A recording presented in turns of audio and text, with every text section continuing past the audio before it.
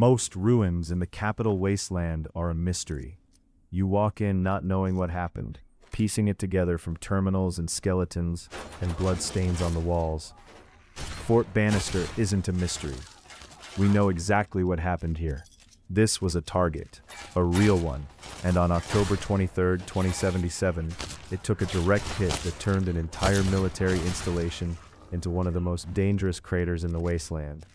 This is the story of Fort Bannister and what's still fighting over its ruins 200 years later. Before the war, Fort Bannister was one of the most important military installations in the DC region. It wasn't just barracks and storage, it housed a nuclear missile silo concealed inside one of the fort's buildings. A real, functioning piece of America's last line of defense. That made it valuable. And in a war that was fundamentally about resources and power, valuable military targets don't survive quietly. When the Great War came, Fort Bannister became exactly what its strategic importance guaranteed: a target, a high-value one. Chinese forces identified it early, and when the bombs finally fell, Fort Bannister took several direct nuclear strikes meant to wipe it off the map entirely. The bombardment obliterated nearly everything on the surface. What used to be functioning military buildings became a landscape of craters and concrete debris. East of the fort, the destruction was so severe it created an entire secondary site, now known as Bannister Crater, pockmarked with over a dozen smaller craters and the ruins of 6 separate building clusters. It's one of the clearest pieces of evidence in the entire game of what an actual direct nuclear strike looked like. Not the slow decay of radiation poisoning a city over decades, an instant total leveling of everything that used to stand there. But here's the thing about underground military installations. They're built to survive exactly this. The missile silo and the fort's underground bunker network were constructed to withstand far more punishment than ordinary buildings. And while the surface was wiped clean, the bunkers below held. Reinforced concrete and pre-war engineering did their job, even while everything above ground turned to rubble. That single fact is the reason Fort Bannister still matters 200 years later. A surviving underground bunker in a wasteland desperate for shelter, defensible positions, and pre-war technology was never going to stay empty for long.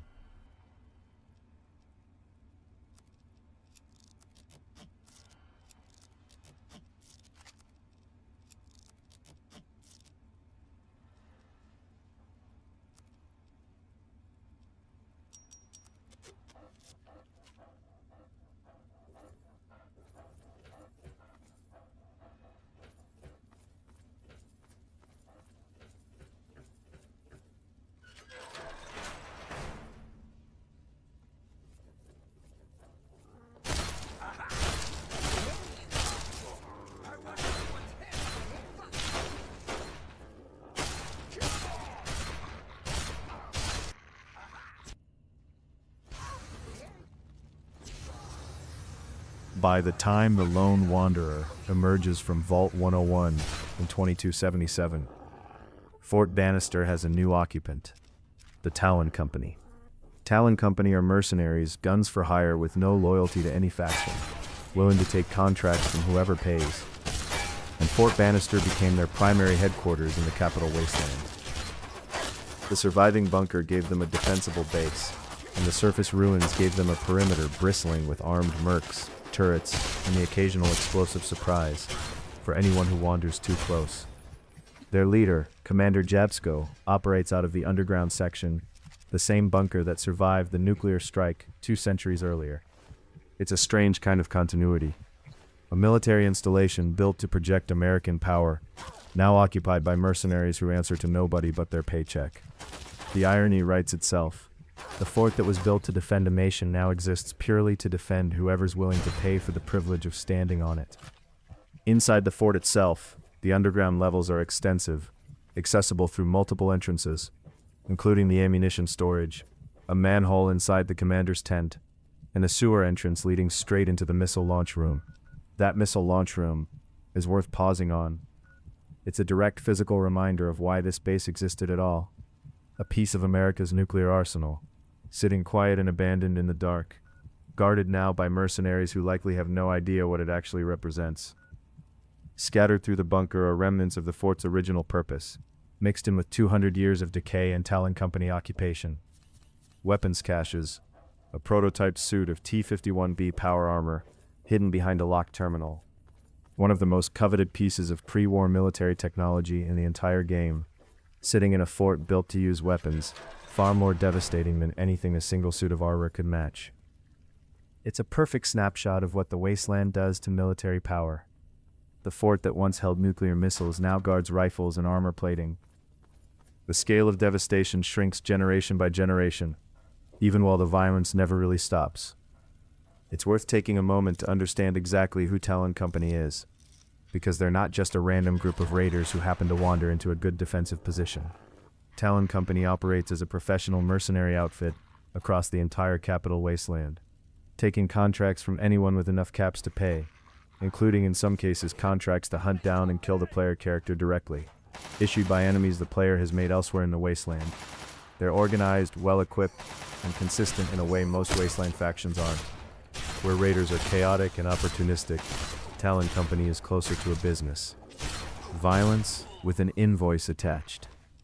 That professionalism is exactly why Fort Bannister suits them so well. A disorganized raider gang might have looted the place and moved on. Talon Company saw a defensible bunker with a strategic position and decided to make it permanent. It's not glory or ideology driving them, it's logistics. The fort works as a base of operations, so they kept it. In a way, that makes Fort Bannister one of the more honest locations in the Wasteland. There's no hidden agenda, no buried conspiracy, no ancient evil waiting underground. Just a useful piece of real estate, claimed by the most practical group capable of holding on to it. Sometimes the Wasteland isn't about mystery. Sometimes it's just about who's willing to pull the trigger first.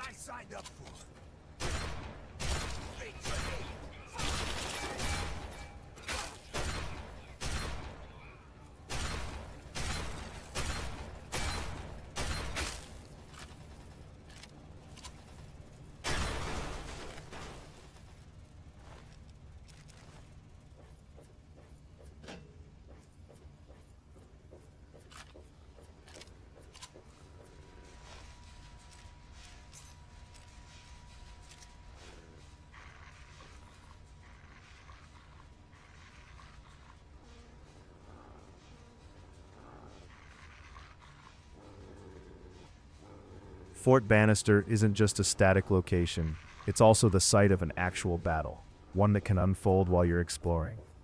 The Brotherhood of Steel takes a specific interest in Fort Bannister, likely drawn by the same thing that drew Talon Company there in the first place: pre-war military technology worth recovering. Depending on how events unfold, Brotherhood knights and paladins launch an assault on the fort, attempting to take it from the mercenaries by force. It rarely goes well for them.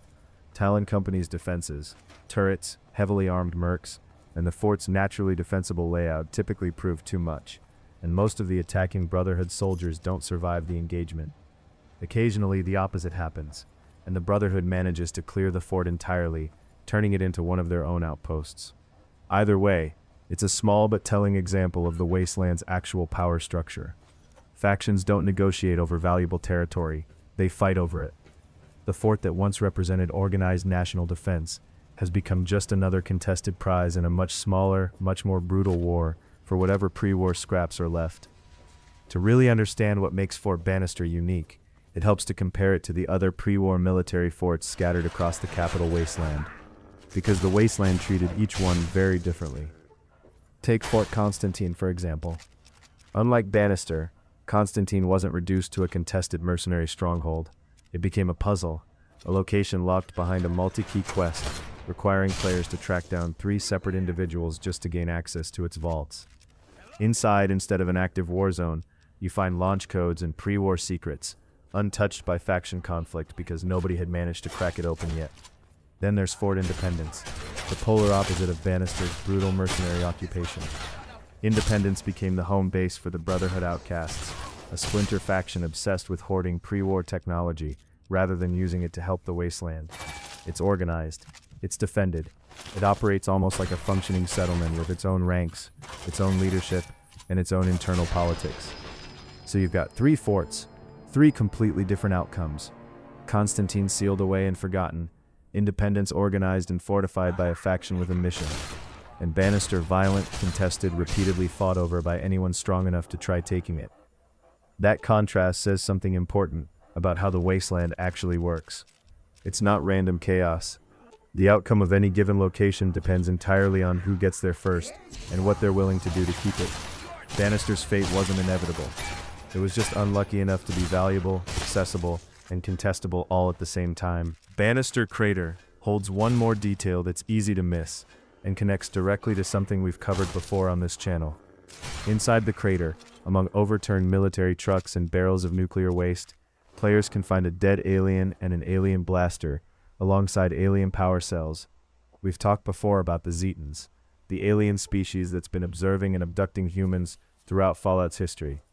This crash site is a small, quiet piece of that same thread, another crashed visitor, another piece of evidence that humanity's nuclear war wasn't the only thing happening on this planet in the years surrounding the apocalypse. It's never explained, there's no quest tied to it. It's just left there, the same way Bethesda leaves most of its best lore for players curious enough to actually look.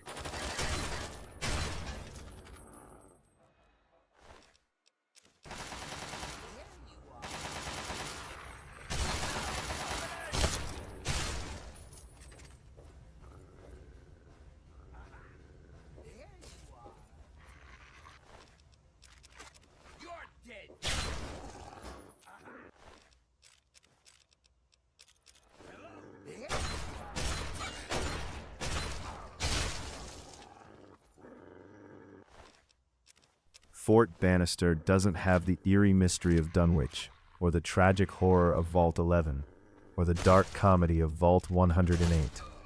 What it has instead is something more direct, a clear physical record of what the Great War actually did. This wasn't radiation slowly poisoning a city. This wasn't a social experiment gone wrong in a sealed vault. This was a missile, aimed at a target, doing exactly what it was built to do. And in the aftermath, what's left isn't recovery, it's replacement. Soldiers became mercenaries. National defense became contracted violence. The fort that once protected a country now protects whoever's currently winning the fight to occupy it. That's the real lore of Fort Bannister.